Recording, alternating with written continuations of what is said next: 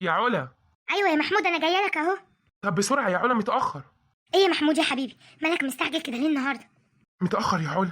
لو فضلت قاعد مستنيكي عشان ترغي مش هخلص. قصدك ان انا رغايه يا محمود؟ عارفة يا علا، العطلة اللي انت معطلهاني دلوقتي دي اسمها رغي.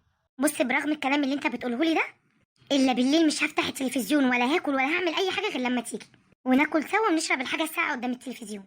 يا علا ابقي شغالي المسلسل اللي انت كنت مشغلاه امبارح. انا اتشدت له قوي. عايز اعرف بصراحة ايه اللي هيحصل.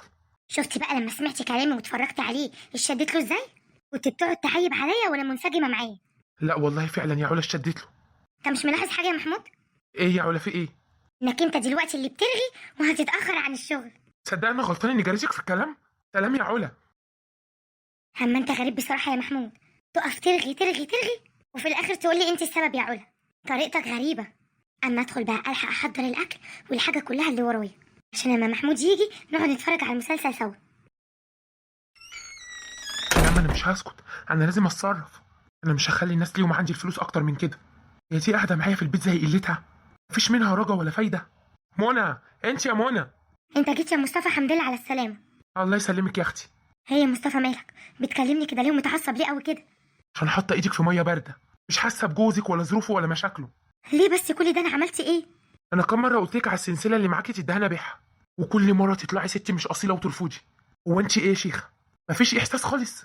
مفيش احساس للراجل اللي عايشه في خيره. هي مصطفى دي حاجه ما تزعلش. السلسله دي من ريحه امي الله يرحمها، وانا صعبان عليا فرط فيها، وكنت معاهده نفسي اني مهما مريت بضيقه وحتى ما كانش معايا الجنيه انا عمري ما هروح افكر ابيعها. وليه يعني ما تفكريش تبيعيها؟ الناس بتبيع وترجع تشتري تاني. اشمعنى انت يعني اللي عامله كل ده؟ ضمك نفسها ماتت، السلسله مش هتموت. ايه اللي انت بتقوله ده؟ يعني انت لو معاك حاجه من ريحه مامتك هترضى تفرط فيها؟ اه افرط. امال اخلي الناس تيجي تقف ليه؟ انت عارفه الدهب بوسي اللي كام؟ وعارفه سلسله زي بتاعه امك دي تجيب كام؟ دي هتسدد لي كل ديوني، وهعيش عيشه مرتاح.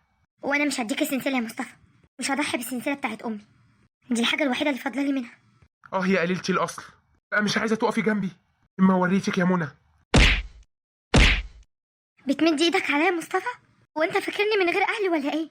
انا هكلم محمود اخويا، انا ليا اهل، وهتفتكري ان انا عشان مستحملاك عشان خاطر ابني بتعمل فيا كده؟ انت انسان مش كويس ولا عندك ريحه الاحترام. كلم اخوك يا اختي. خليه يجي يشوف اخته قليلة الاصل اللي مش عايزه تقف جنب جوزها ولا تبيع له السلسله وتفك ضيقته. قليلة الادب.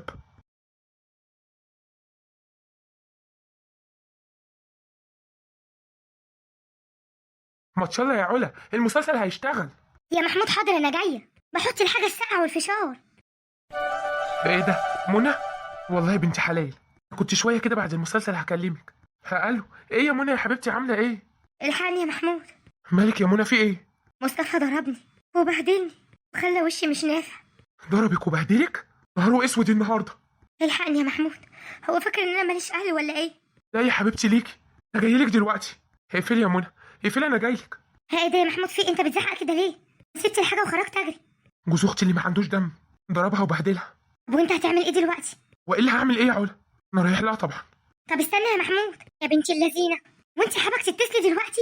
وانت على طول معكنين عليا عشتي كده، كل شويه الحقني يا محمود الحقني يا محمود. جوزي ضربني، جوزي عملني. ما هي الستات كلها عايشه، تعيشي بقى وتريحينا. ده ايه الهم اللي انا فيه ده؟ بذمتك ما انتش مكسوف من نفسك؟ هي منى مجبره انها تبيع لك السلسله عشان تسدد لك ديونك؟ اه يا ابن الاصول. ما هي الست اللي بتحافظ على بيتها وجوزها تقف جنبه في الدقيقه. جوزها ده لما يكون محترم وانسان كويس. لكن تشطر على واحده ست وتمد ايدك عليها؟ اما انت صحيح ما عندكش دم. انا غلبت فيك يا اخي. زهقتنا. وهي صابره ومستحمله.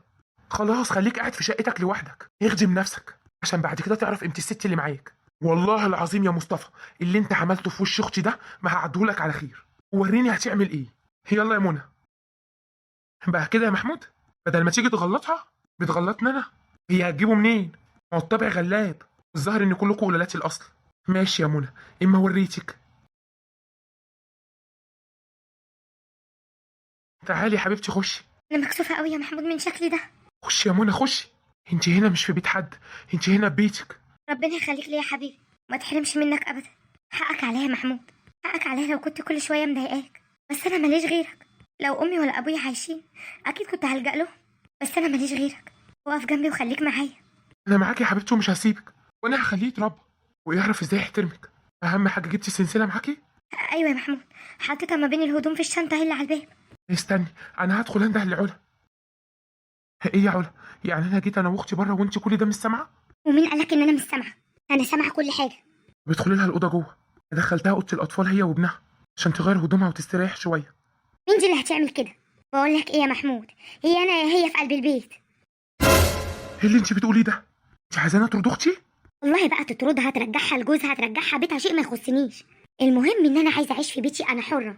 هو انت هتضايقني ولا ايه؟ انت هتكتم حريتي في بيتي؟ وانا مش هرمي اختي يا علا، الا اختي دي ملهاش حد الا انا. وبعدين دي وصيه ابويا وامي. شيء ما يخصنيش، اختك انت، وصيه ابوك وامك انت تتصرف تروح تأجر لها اوضه، شيء ما يخصنيش. لكن تجبرني يا محمود ان هي تقعد معايا هنا في قلب البيت وتأيد حريتي؟ لا. لقيت حريتك في ايه؟ اللي يسمعك كنت بتتكلمي كده يقول ان هي بقى لها شهر شهرين عندنا. دي ما كملتش 10 دقايق. لما تدخلي لها وتطيبي خاطرها دي جايه مكسوره ومكسوفه منك. ليه تعملي كده؟ دي ست زيها زيك والمفروض تحسي بيها. وانا اللي عندي قلته يا محمود، وقعد هنا اختك مش هتقعد. بقول لك ايه يا علا، هو انت اصلا نسيتي ان هي ليها حق في الشقه اللي احنا قاعدين فيها دي ولا ايه؟ حقي ايه؟ ده الظاهر ان انت نسيتي. طب افكرك بقى، انت نسيتي ان احنا قاعدين مخطوبين سنتين بحالهم؟ ما كنتش عارف اجيب شقه، وفي نفس السنه ابويا وامي ماتوا، وانا خدت الشقه دي وضبطها وجبت العفش واتجوزنا. عمر ما منى ابدا وقفت قالت لي انا ليا حق في الشقه دي، مع اني قانونا وشرعا ليها، لان الشقه لحد دلوقتي باسم ابويا.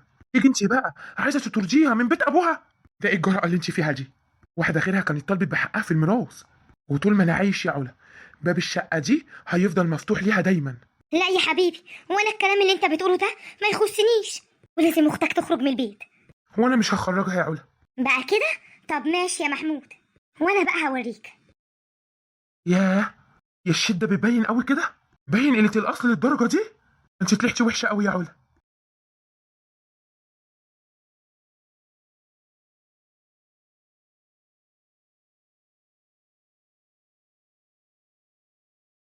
استني هنا، انت رايحه فين؟ رايحه فين؟ انت لسه شفت حاجه؟ ده انا هنده الجيران كلهم يجوا يشوفوا اللي انت عامله فيا. انت بتتكلمي جد؟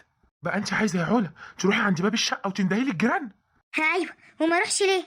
وهتشوف يا محمود. وادي باب الشقه فتحته عشان الجيران كلها تسمع صوتنا.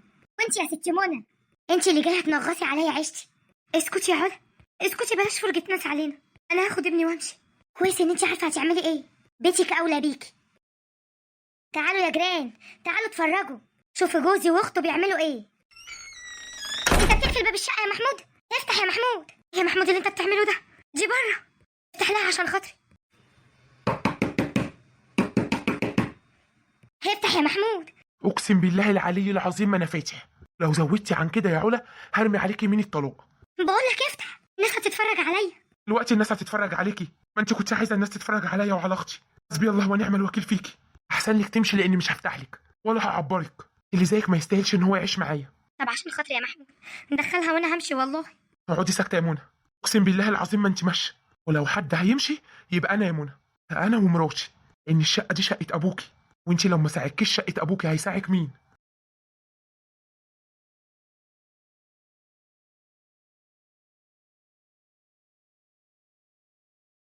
شفت يا بابا؟ شفت اللي محمود عمله؟ انا مش قادر اصدق زي محمود يطردك بره. انا مش مستوعب كل اللي حصل ده يا علا. كل ده بسبب اخته، جت خربت علينا عيشتنا. احنا كنا قاعدين فرحانين ومبسوطين. يعني ايه يعني؟ مش فاهم. مش مهم يا بابا، بكره تفهم. محمود اصلا مش هيقدر يستغنى عني، ويوم ولا اتنين هيجي يصالحني، بس ساعتها بقى مش هرضى اصالحه. خلاص يا علا، خلاص يا علا، اهدي وبطلي عياط واشربي حاجه ساقعه عشان تهدي يا بنتي. مش عايزه حاجه يا بابا، ماليش نفس. بنتي من ساعه ما رحت جبتك كنت مموته نفسك من العياط. ما انا عايزه اعمل ايه يا بابا؟ الجيران كلها اتفرجت عليا، اوريهم وشي تاني ازاي؟ وانا اتبهدلت واتمرمطت المرمطه دي. خلاص يا علا، انا هتصرف، هسيب الموضوع يهدى يومين واشوف محمود. لا يا بابا ما تكلموش، هو اللي لازم يجي يكلمني ويعتذر لي كمان. ربنا يسهل، مع ان من الواضح كده ان انت اللي خرجتي عن شعوره. محمود هادي وطيب. ايوه محمود هادي وطيب، هي اخته دي السبب. منك لله يا منى. يا علا، ده انت طلعتي ناقصه قوي، ونقستي من عينيا وكسفتيني قدام اختي، خليتي رقبتي قد السمسمه. الله يسامحك على اللي انت عملتيه معايا. محمود، علشان خاطري يا محمود، روح رجع مراتك. انا السبب في كل اللي حصل ده، والله ما كنت اقصد، حقك عليا. لا يا منى، ساعات يا حبيبتي في حاجات بتحصل لنا في حياتنا عشان نعرف معادن اللي قدامنا، وانا النهارده بس عرفت معدن علا. معلش يا محمود، في ستات كده ما بتحبش حد يقعد معاها في شقتها، بتبقى عايزه تاخد راحتها. مش لو كانت شقتها يا منى؟ الشقه دي شقه ابويا وشقتك يا حبيبتي، وانا اللي ضيف عندك، وهي تحمد ربنا قوي ان انت سايباها قاعده في ملكك. لا يا محمود، اوعى تقول كده. انت اخويا يا حبيبي، وانا ماليش غيرك في الدنيا. انت لو تطلب عينيا كمان هديها لك، لو تطلب عمري يا محمود هديهولك. انا كان نفسي اعيش حياه هاديه ومستقره مع زوجي يقدرني، يقدر الوقفه اللي انا واقفاها جنبه. لكن للاسف مصطفى ده انسان اناني، ما بيحبش الا نفسه، كل همه ان هو يستغلني، ياخد كل حاجه انا املكها، حتى لو كانت الحاجه دي ما تخصهوش ومش هو اللي جايبها. انا هربيه، انا هعرف ازاي اخليه يعاملك معامله احسن من اللي هو بيعاملها لك، ويعرف قيمتك يا منى. مش مهم هو دلوقتي يا محمود، المهم بيتك انت حبيبي. انا ممكن اخد كريم واروح عند اي واحده صاحبتي. ايه اللي بتقوليه ده؟ تروحي تقعدي مع واحده صاحبتك واخوكي موجود؟ منى ما تتكلميش في الموضوع ده تاني. هي عاجبها، مش عاجبها خليها قاعده عند ابوها. خش جوه يا منى، خلي بالك من ابنك وراعيه. حسبي الله ونعم الوكيل فيكي، ربنا ينتقم منك يا علا.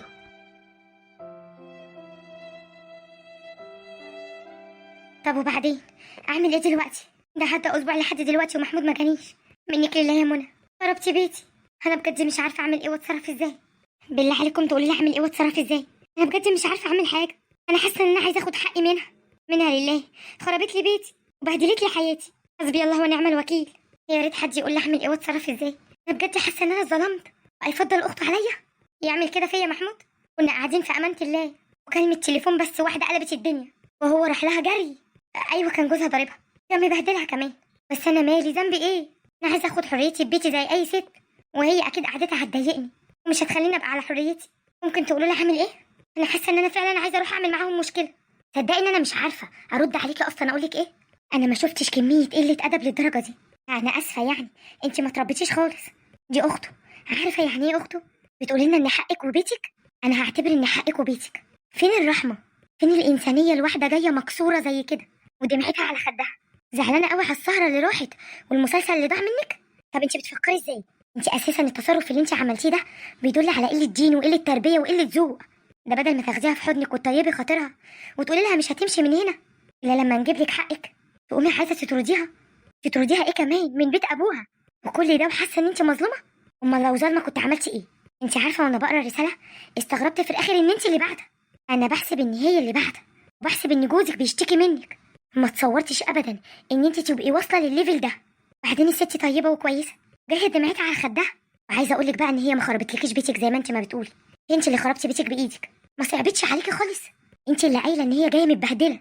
بصي، هو كده كده جوزها قليل الاصل ده هيرجعها، لان طبعا مش هيلاقي حد يستحمل بلاويه قدها. ان من واضح كده ان هي بنت اصول ومستحمله كتير قوي منه. المشكله بقى فيك انت، ان انت معدنك ظهر لجوزك، وللاسف طلعتي معدن فالصو، مش اصيل ولا حقيقي. كسفتيها وكسرتي بخاطرها، هي اصلا جايه فيها اللي مكفيها. فرجتي عليها الجيران، حرام عليكي والله العظيم. انا ما عارفه اقول لك ايه. شيخه حسبي الله ونعم الوكيل. وخلي بالك يا علا، داين تدين، واللي انت عملتيه هيتردلك. وخليكي بقى انت قاعده في بيت ابوكي، وهي كمان قاعده في بيت ابوها. اظن من حقها. ولحد كده كلامي خلص معاكي، لاني مش لاقيه كلام تاني اقوله. انا هسيبك بقى للمتابعين، هما هيتصرفوا ويردوا عليكي صح. المره دي مش هقول تعملي ايه وتتصرفي ازاي، لا، انا هقول يعرفوا يردوا عليكي صح. وحسبي الله ونعم الوكيل. وربنا يصلح حالك يا منى، ويهدي لك جوزك وما يحوكيش لحد. وفي النهايه لو عجبكم الفيديو ما تنسوش الاشتراك في القناه واللايك الجميل وتعليقاتكم الحلوه قوي اللي بتفرحني. وبالله عليكم ما ننساش اللايك والتعليق الجميل، علشان دي الحاجه الوحيده اللي بترفع الفيديو. وان شاء الله القناه هتكبر وتكبر بكم يا احلى الاف الدنيا. وفي الاخر عايزين كلنا نصلي على الرسول عليه افضل الصلاه والسلام، علشان دي الحاجه الحلوه والحسنه اللي هتقعد لي وتقعد لكم ان شاء الله.